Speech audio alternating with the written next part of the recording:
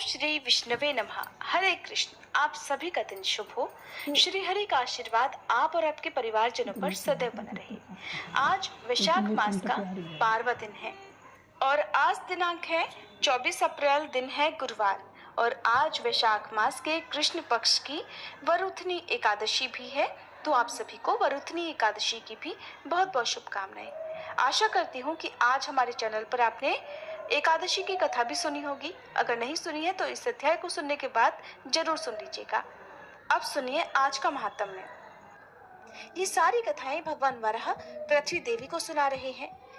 विवाह का वृतांत सुनने के बाद पृथ्वी देवी ने पूछा कि प्रभु, मुझे धारण करने वाले हे प्रियतम, कलयुग में आपका दर्शन किसको होगा और परम सुंदर विग्रह वाले भगवान श्रीनिवास का दर्शन भी किसे प्राप्त हो सकेगा, ये सभी मुझे बतलाइए।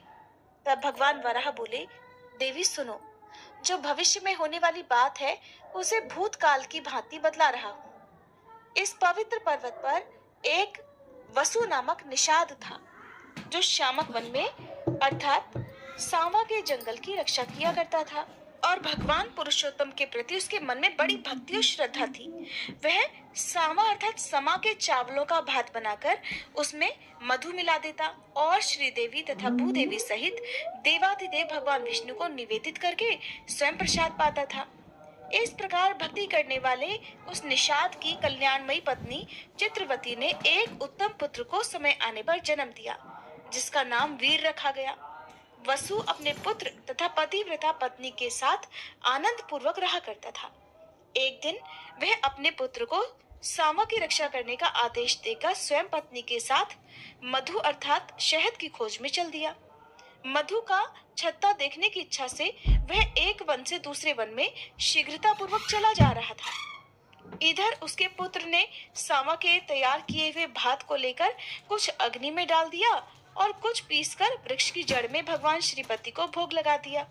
फिर भगवान का प्रसाद खाकर वीर वहां सुख से बैठा रहा। इसके बाद वसु मधु लेकर आया और सांवा के चावलों को खाया हुआ देखकर अपने पुत्र को फटकारने लगा। उसने बड़ी उतावली के साथ वीर को मार डालने के लिए तलवार लेकर हाथ को ऊपर करके उठा दिया। उस समय भगवान विष्णु उस वृक्ष पर ही विराजमान थे। उन्होंने वसु की तलवार हाथ से पकड़ ली। तब उसने वृक्ष की ओर देखा। भगवान विष्णु हाथ में शंख चक्र गदा धारण किए हुए और आधा शरीर वृक्ष पर टिकाए हुए खड़े थे। उन्हें देखते ही वसु ने तलवार छोड़ दी और भगवान के चरणों में गिरकर प्रणाम करते हुए बोला कि हे देव देवेश्वर, आप ये क्या कर रहे हैं। श्री भगवान बोले, वसु, तुम मेरी बात सुनो। तुम्हारा पुत्र मुझ में असीम भक्ति रखता है, ये तुमसे भी बढ़कर मुझे प्यारा है, इसलिए मैंने इसे प्रत्यक्ष दर्शन दिया। इसकी दृष्टि में मैं सर्वत्र हूँ, किंतु तुम्हारी दृष्टि में मैं केवल स्वामी पुष्करिणी के तट पर ही रहा करता हूँ। भगवान का ये वचन सुनकर वसु बड़ा प्रसन्न हुआ। एक समय चंद्रवंश में तोंडमान नाम से प्रसिद्ध एक राजा हुए। वे बड़े वीर थे। उनके पिता का नाम सुवीर और माता का नाम नंदिनी था। 5 ही वर्ष की अवस्था में उनके हृदय में भगवान विष्णु की भक्ति प्रकट हो गई। वे बड़े बुद्धिमान और सुशीलता, शूरता तथा पराक्रम आदि गुणों की निधि थे। युवा होने पर उन्होंने पांड्य नरेश की सुंदरी पुत्री पद्मा के साथ विवाह कर लिया। इसके बाद अलग अलग देशों की सैकड़ों स्वयंवरा कन्याओं को भी वे ब्याह कर लाए और नारायणपुर में रहकर इस पृथ्वी पर देवराज इंद्र की तरह सुख भोगने लगे। एक दिन सिंह के समान पराक्रमी तोंडमान अपने पिता की आज्ञा लेकर वेंकटाचल के पास ही शिकार खेलने के लिए चले गए। वहां अपने सेवकों के साथ पैदल घूमते हुए उन्होंने एक यूथपति गजराज को देखा और फिर उसे पकड़ने के लिए उसका पीछा किया। सुवर्ण मुखरी नदी को पार करके वे परम उत्तम ब्रह्म ऋषि शुक के पास गए और उन्हें प्रणाम करके उनकी आज्ञा लेकर एक वन से दूसरे वन में चलते चले गए। एक जगह उन्होंने रेणुका देवी को देखा जो वल्मीक बांबी अर्थात बिमोट के आकार में खड़ी हुई थी। उन्हें प्रणाम करके वीर तोंडमान पश्चिम की ओर चले गए। आगे जाकर उन्हें पंचरंगा एक तोता दिखाई दिया। फिर उसे पकड़ने के लिए वे भी उसके पीछे पीछे दौड़ने लगे। तोता श्रीनिवास का नाम रटता हुआ शीघ्र ही पर्वत के शिखर पर जा पहुंचा। पीछा करते हुए राजा भी गिरिराज पर चढ़ गए और उस तोते को ढूंढते ढूंढते श्यामक वन में जा पहुंचे। वहां तोते को ना देखकर उन्होंने उस वन की रक्षा करने वाले निषाद को देखा। उसने भी राजा को आते देखकर शीघ्रता पूर्वक आगे आकर उनकी अगवानी की और उन्हें प्रणाम करके विनीत भाव से वह दोनों हाथ जोड़कर खड़ा हो गया। तोंडमान ने भी उसका आदर करके उससे पूछा, हे वनीचर, इधर कोई पंचरंगा तोता आया है क्या? क्या तुमने उसे देखा है? वह श्रीनिवास श्रीनिवास की रट लगा रहा था। बताओ तो जरा वह किधर गया है? तब वनीचर कहने लगा, महाराज, वह 5 रंगों वाला शुक भगवान श्रीनिवास को बहुत प्रिय है। उसे श्रीदेवी और भूदेवी ने पाल पोस कर बड़ा किया है और वो तो सदा भगवान श्रीहरि के पास ही रहता है और स्वामी पुष्करिणी के तट पर भगवान के समीप ही विचरता रहता है। उस सुंदर शुक को कोई भी पकड़ नहीं सकता। राजकुमार, अब मैं भगवान की आराधना के लिए जाऊंगा। जब तक मैं लौटकर ना आऊं, तब तक आप यहीं वृक्ष के नीचे विश्राम कीजिए। तब राजा बोले, वनेचर, मैं भी तुम्हारे साथ भगवान जनार्दन का दर्शन करने के लिए चलूंगा। तुम मुझे वेंकटाचल निवासी देवेश्वर का दर्शन कराओ। राजा की ये बात सुनकर निषाद ने मधु मिश्रित सावा का भात आम के पत्ते के दोने में रख लिया और राजा को भी साथ लेकर वह भगवान के पास गया। वह राजा सहित विधि पूर्वक स्नान करके निषाद राज ने स्वामी पुष्करिणी के तट पर बिल्व वृक्ष के नीचे विराजमान भगवान विष्णु का राजा को दर्शन कराया। उनके श्री अंगों की कांति अलसी के फूलों की तरह श्याम थी। कमल दल के समान सुंदर और विशाल नेत्र थे। वे 4 भुजाओं से सुशोभित थे। उनके अंग अंग से उदारता प्रकट हो रही थी। मुखारविंद पर मंद मंद मुस्कान की छटा छा रही थी। उनके अंगों पर दिव्य पीतांबर शोभा पा रहा था। मस्तक पर किरीट और हाथों में कंगन आदि आभूषणों से उनकी शोभा और भी अधिक बढ़ गई थी। भगवान के दोनों पार्श्व में परम सुंदरी श्रीदेवी और भूदेवी विराज रही थी। शंख, चक्र, खड्ग, गदा, शारंग, धनुष और बाण आदि आयुध मूर्तिमान होकर सब ओर से भगवान की सेवा में उपस्थित थे। इस प्रकार उन पुरुषोत्तम का दर्शन करके उन दोनों ने आनंद मगन होकर उन्हें प्रणाम किया और फिर निषाद ने भी मधु मिश्रित सावा का भात भगवान को निवेदित किया। फिर राजा के साथ श्यामक वन में अपनी पवित्र पर्ण कुटी पर वह वापस लौट आया। राजा एक रात उसकी कुटी में रहे और सवेरे उठकर अपनी सेना के साथ पुनः नगर की ओर लौट गए। फिर देवी के वन में जाकर वे घोड़े से उतरे और फिर चैत्र शुक्ल नवमी को उन्होंने रेणुका देवी का पूजन किया।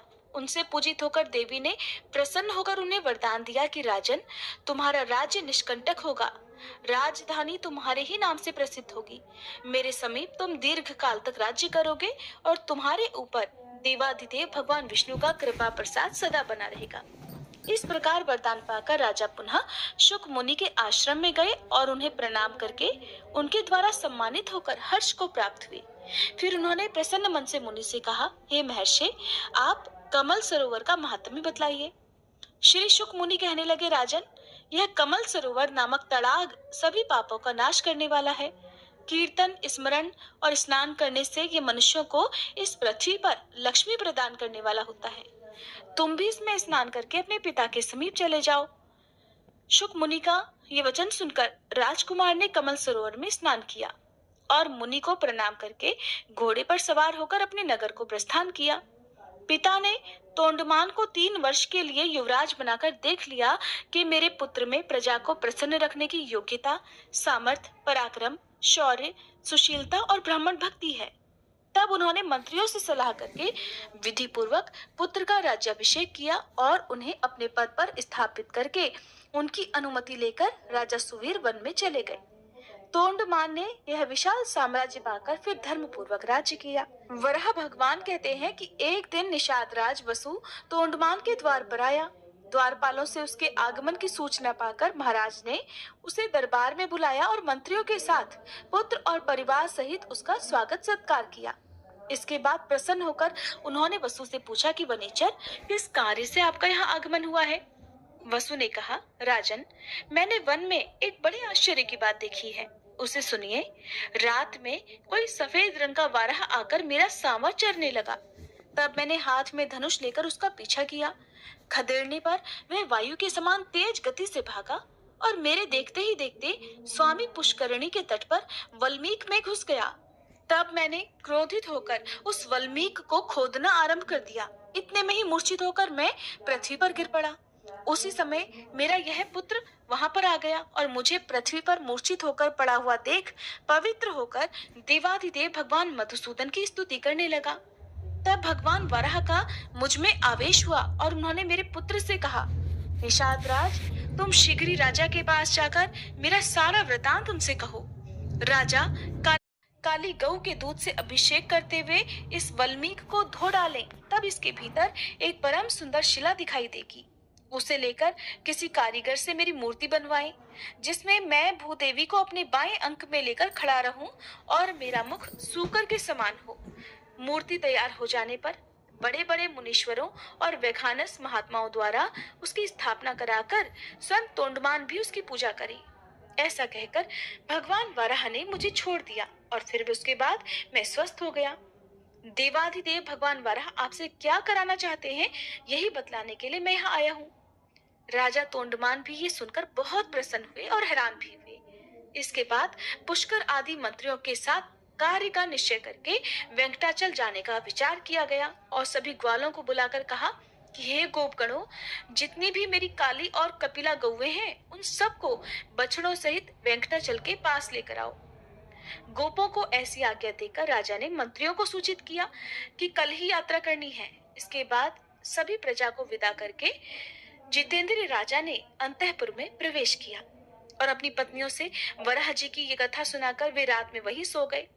सपने में भगवान श्रीनिवास ने राजा को बिल का मार्ग दिखाया और उनके नगर से लेकर बिल के अंत तक मार्ग में पल्लव बिछा दिए। राजा ये स्वप्न देखकर जब सवेरे उठे, तब उन्होंने शीघ्र ही मंत्रियों, प्रजाओं और ब्राह्मणों को भी बुलाया। उन सब से अपना देखा हुआ सपना सुनाकर जब उन्होंने दरवाजे पर दृष्टि डाली, तब वहां पल्लव ही पल्लव बिछे हुए दिखाई दिए। तब उपयुक्त मुहूर्त में घोड़े पर सवार होकर राजा तोंडमान घर से चले और बिल के पास पहुंचकर वहीं उन्होंने नगर बनाया। उस समय देवाधिदेव भगवान ने स्वयं राजा को यह आदेश दिया, अर्थात संकेत किया कि इमली और चंपा ये दो वृक्ष बहुत उत्तम हैं, इनका पालन करो। इमली मेरा आश्रय है और चंपा लक्ष्मी जी का स्थान है। इसलिए राजाओं, ऋषियों, देवताओं तथा मनुष्यों को इन दो वृक्षों की सदा ही वंदना करनी चाहिए। तोंडमान से ऐसा कहकर भगवान विष्णु मौन हो गए। उनका वचन सुनकर राजा ने चहारदीवारी बनवाई और वैखानस कुल के मुनियों से पूजन कराया।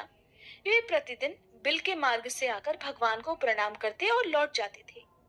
उन्होंने उत्तम भोग भोगते हुए धर्म पूर्वक राज्य किया। इसी समय दक्षिण देश के एक श्रेष्ठ ब्राह्मण गंगा स्नान के लिए पत्नी सहित घर से चले। मार्ग में ही ब्राह्मणी गर्भवती हो गई। उसे इस दशा में देखकर और अपने साथ चलने में असमर्थ जानकर ब्राह्मण देवता राजा के द्वार पर आए। द्वारपाल से उनके आगमन की सूचना पाकर फिर राजा ने उन्हें दरबार में बुलाया और उनकी विधि पूर्वक पूजा करके उनसे कुशल समाचार पूछा कि हे ब्राह्मण, आपके आने का क्या कारण है, बताइए, मैं आपकी किस आज्ञा का पालन करूं। फिर ब्राह्मण ने कहा, हे राजन, मैं वशिष्ठ कुल में उत्पन्न वीर शर्मा नामक सामवेदी ब्राह्मण हूँ। घर से गंगा स्नान करने के लिए पत्नी को साथ लेकर निकला था। मार्ग में ये गर्भवती हो गई। यह कौशिक वंश की कन्या और बड़ी पुण्यशालिनी है। इसका नाम लक्ष्मी है। ये बड़ी सुशील और पतिव्रता है। इसे मैं आपके घर में रखकर अपना व्रत पूर्ण करना चाहता हूँ। महाराज, इसलिए जब तक मैं लौटकर ना आऊं तब तक आप इसकी रक्षा करें। ब्राह्मण की बात सुनकर राजा ने 6 महीने के लिए चावल और धन देकर ब्राह्मणी के लिए अंतःपुर में एक घर दे दिया। अपनी पत्नी को वहां रखकर वह ब्राह्मण प्रसन्नता पूर्वक गंगा स्नान के लिए चले गए। उत्तम क्षेत्र प्रयाग में भागीरथी गंगा के तट पर पहुंचकर उन्होंने स्नान किया। वहां से काशी की यात्रा की और वहां भी 3 दिनों तक रहकर वे गया चले गए। वहां उन श्रेष्ठ ब्राह्मणों ने अपने पितरों का श्राद्ध किया। इसके बाद अयोध्यापुरी की यात्रा करके वे बद्रिकाश्रम को गए। फिर शालिग्राम तीर्थ का दर्शन करके अपने देश की ओर लौटे। इसी में उन्हें 2 वर्ष बीत गए। वैशाख मास की शुक्ल पक्षीय एकादशी तिथि को वे पुनः राजा के पास गए। राजा ब्राह्मणी को भूल गए थे। उन्होंने इसके बाद उसका कभी स्मरण ही नहीं किया। ब्राह्मणी भी स्वाभिमानी थी। 6 महीने बाद जब अन्न समाप्त हो गया तो समाप्त होने के बाद भी वह मांगने नहीं गई, क्योंकि मांगने पर ब्राह्मणी का स्वाभिमान आड़े आ रहा था। ब्राह्मणी ने सोचा, जब राजा ने ही मुझे 6 महीने का अनाज देने के बाद मेरी सुध नहीं ली तो मैं भला मांगने क्यों जाऊं। घर में ही मरकर वह बेचारी सूख गई थी। इसके बाद वीर शर्मा ब्राह्मण ने गंगा जल की पिटारी खोलकर एक शीशी गंगा जल राजा को भेंट किया और पूछा, हे राजन, मेरी धर्मपत्नी कुशल से तो है ना? तब राजा ने ब्राह्मण को स्मरण करके कहा, अच्छा, आप ठहरिए, मैं अभी आता हूँ। ऐसा कहकर उन्होंने अंतःपुर में जाकर देखा तो वह ब्राह्मणी तो अपने घर में ही मर गई थी। ब्राह्मण को ये बात न बताकर राजा ने उसी उत्तम बिल में प्रवेश किया और श्रीदेवी तथा भूदेवी सहित भगवान श्रीनिवास का दर्शन करने के लिए वे वेंकटाचल पर गए। राजा को अचानक आता देख श्रीदेवी और भूदेवी दोनों छिप गईं। उन्हें प्रणाम करते देख भगवान ने पूछा, हे राजन, ये असमय तुम्हारा आगमन यहाँ कैसे हुआ? तब राजा ने भयभीत होकर उस ब्राह्मणी की मृत्यु का सारा वृतांत कह सुनाया, जिसे सुनकर देवादिदेव भगवान विष्णु ने कहा, राजन, उस श्रेष्ठ ब्राह्मण से भय मत करो। तुम ब्राह्मणी के शव को डोली में बिठाकर अपनी रानियों के साथ यहाँ लेकर आओ और मेरे निवास स्थान में पूर्व भाग में जो अस्थि सरोवर है उसी में द्वादशी को स्नान कराओ। वह सरोवर अपमृत्यु का निवारण करने वाला है। उसमें स्नान करके वह ब्राह्मणी पुनर्जीवित हो जाएगी और अन्य स्त्रियों के साथ ही सरोवर से बाहर निकलेगी। फिर उसका ब्राह्मण के साथ संयोग होगा। भगवान श्रीनिवास का ये वचन सुनकर राजा ने फिर जो कुछ भी किया उसका वृतांत भक्तजनों आप सभी आने वाले अध्याय में सुनिएगा। अब सुनिए श्री विष्णु चालीसा पाठ, आरती और अंत में क्षमा प्रार्थना। श्री विष्णु चालीसा पाठ। विष्णु सुनिए विनय सेवक की चितलाए, कीरत कुछ वर्णन करूं दीजिए ज्ञान बताए। नमो विष्णु भगवान खरारी, कष्ट नशावन अखिल बिहारी।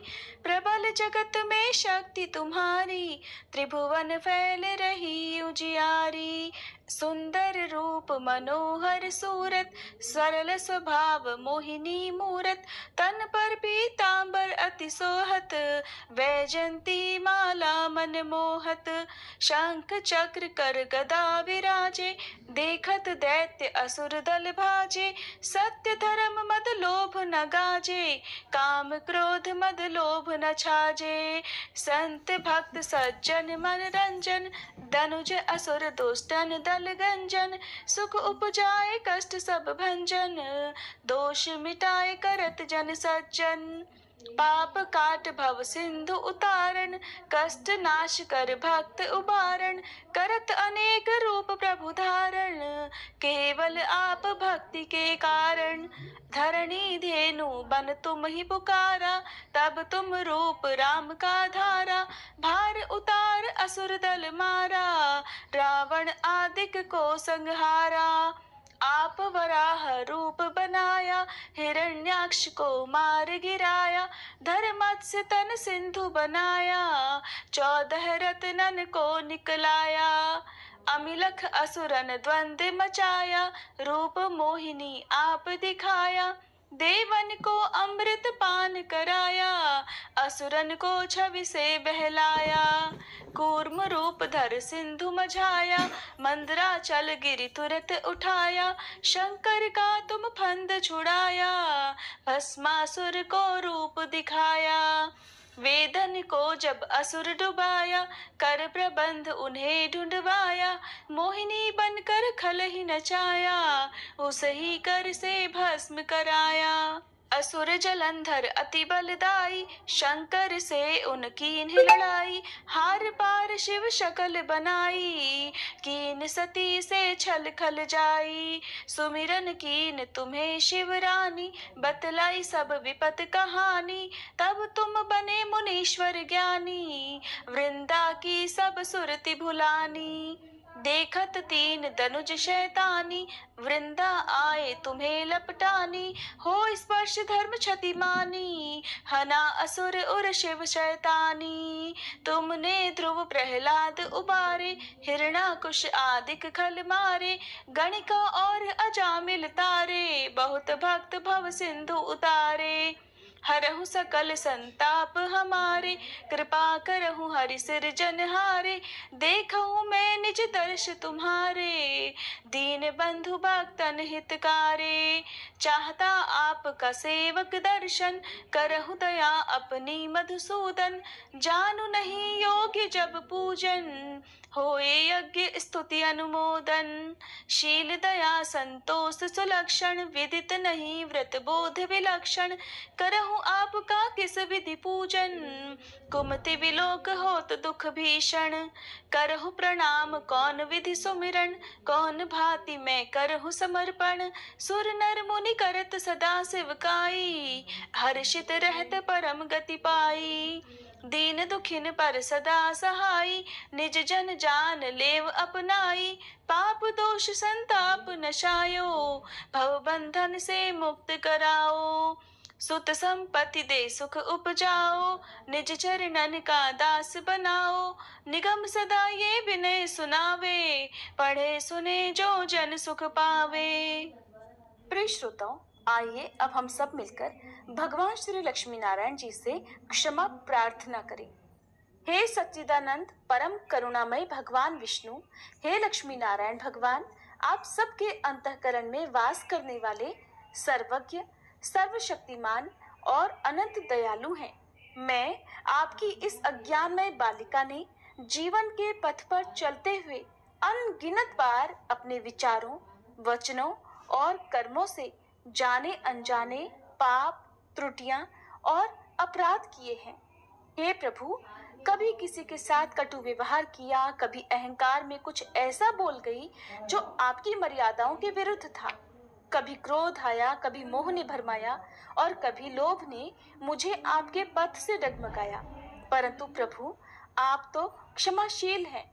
आप तो उसी को उठाते हैं जो गिर गया हो, उसी को थामते हैं जो भटक गया हो। हे श्री हरि, मैं स्वीकार करती हूँ कि मेरी बुद्धि संकीर्ण है, मन चंचल है, इंद्रियां आकर्षणों में बहक जाती हैं, परंतु मेरा हृदय बार बार आपके श्री चरणों की ओर ही लौट आता है। हे प्रभु, मैं आपकी शरण में हूँ। आपके बिना मेरा कोई सहारा नहीं, कोई गति नहीं। मुझ में यदि कोई गुण है तो वह आपके चरणों की भक्ति है। मुझ में यदि कोई शक्ति है तो वह आपके नाम का स्मरण है। आपकी कृपा के बिना मैं कुछ भी नहीं। इसलिए हे करुणा सिंधु, कृपया मुझ पर दृष्टि डालिए, मेरे समस्त पापों को क्षमा कर दीजिए।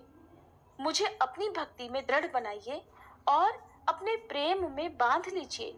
मैं न योग जानती हूँ, न यज्ञ, न तप, न व्रत।